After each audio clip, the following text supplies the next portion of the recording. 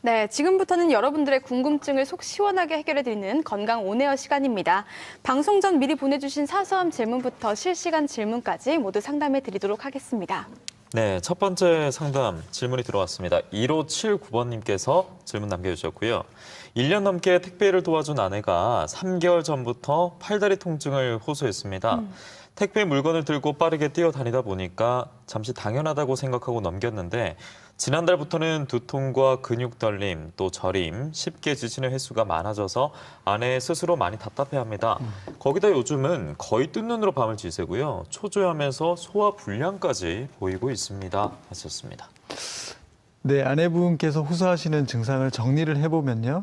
일단 두통, 근육의 떨림, 불안 초조, 그리고 뒷목의 통증, 사지의 저림, 불면증, 소화불량 등의 어떤 증후군을 이루고 있습니다. 이 모든 게 어떤 이 단지 수면장애뿐만 아니라 어떤 뇌신경계의 문제까지를 지금 이루어진 거거든요. 예. 그래서 뇌줄기나 손의 전정기관의 어떤 불균형에서 기인한 증상이기 때문에 이런 부분들을 안구의 움직임을 살펴서 교정을 잘 해주면 이 증후군들이 한꺼번에 이제 소실될 가능성이 높아 보입니다. 네, 이 소뇌와 전정기관의 불균형 문제일 수 있다고 하시니까 전문의를 찾아서 진단받으시는 게 좋겠습니다.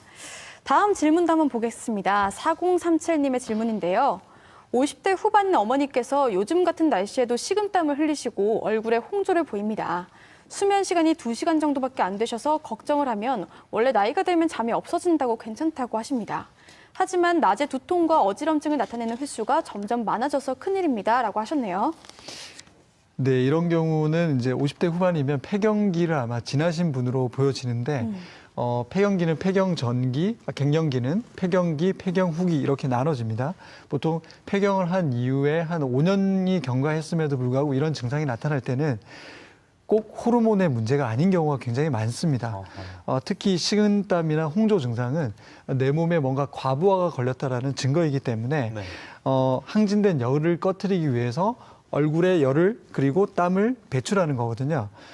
그런 부분들은 주로 이제 심리적으로 울체가 되었을 때 나타나는 이 화병인 경우가 굉장히 많습니다. 그래서 심리적인 부분들을 치료하는 걸 좀 고려를 해보셔야 될 것 같고, 더욱이 이제 어지럼증이나 두통 등의 어떤 뇌신경계 증상이 동반이 된다면 하루빨리 진료를 받아보시는 게 좋을 것 같습니다. 네, 지금까지 이제 신체적인 문제 또 심리적인 문제까지 각각 질문이 들어온 것 같은데 세 번째 질문은 어떤 내용일까요? 제가 읽어보겠습니다. 30대 주부입니다. 지난해 아이를 출산하고 난 이후에 저는 산후 우울증을 겪었습니다. 올해 들어서는 상태가 많이 좋아져서 잠도 잘 잤는데요. 그런데 한 달 전부터 자려고 눕기만 하면 심장이 두근두근하고 눈떨림도 생깁니다.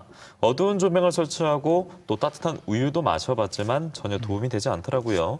어떻게 하면 잠을 잘 잘 수 있을까요? 하셨는데 정말 스스로도 많은 고민을 하는 흔적이 보이네요. 맞습니다.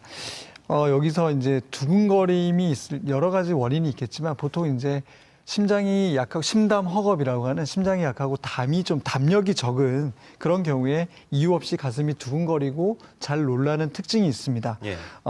또 이런 분들에게 또 눈떨림이 생기는 거는 또 이 또한 여러 가지 이유가 있겠지만 보통 우리가 경추의 문제로 특히 경추 2번, 3번의 문제가 눈떨림을 유발한다고 얘기를 하거든요.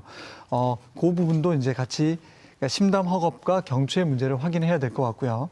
그리고 이제 주무시기 전에 우유를 드신다고 하는데 실제로 이 원리가 트립토판, 즉 세로토닌의 전구 물질이 되는 트립토판을 높여서 세로토닌에서 멜라토닌으로 전환을 시키려고 우유를 드시는데 중요한 거는 이 우유의 유당 불내성 또는 이 카제인이라고 하는 이 단백질에 이 문제가 알러지 식품의 민감성을 이제 유발하는 경우가 굉장히 많습니다. 네네. 그래서 저는 주무시기 전에 따뜻한 우유 한 잔을 추천하지는 않습니다.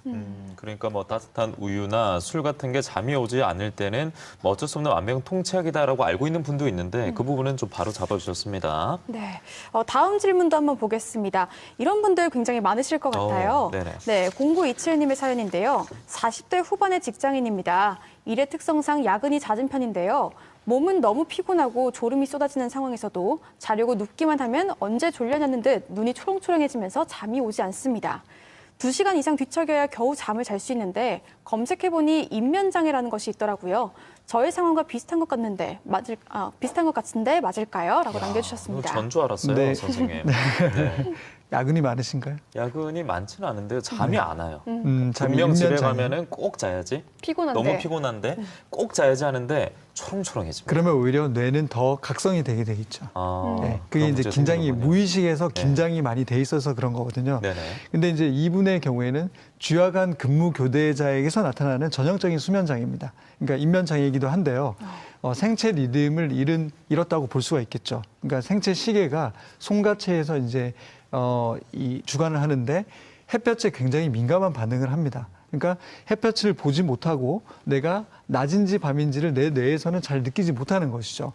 그래서 아침에 주무시려고 하면 잠이 안 오고 그럴 때 도움을 좀 줄 수 있는 게 커튼이 좀 암막 커튼이면 좀 도움이 될 것 같고요. 네네. 그리고 아무리 배가 좀 고프시더라도 아까 장내 환경이 불면증, 수면 장애를 일으키는 주요 원인이라고 하지 않았습니까? 밤 이제 주무시기 전에 또 과식을 하거나 뭔가 이렇게 맞지 않는 음식을 드시는 거를 좀 피해 주셨으면 도움이 될 것 같습니다. 네, 이렇게 뭐 다양한 원인과 다양한 또 증상을 보이고 있는 수면 장애인데 송영길 선생님께서 몇 가지 또 해결책을 제시해 주기도 했습니다. 한 연구 결과를 보니까요, 이런 수면 장애 불면증이 지속이 되면 노년기 이전에도 주의력과 언어 학습 능력 등의 인지 장애가 올 수 있다고 합니다. 그래서 수면 장애도 올바른 진단과 치료가 중요하다는 사실을 오늘 이 시간 통해서 꼭 기억하시면 좋을 것 같습니다. 네.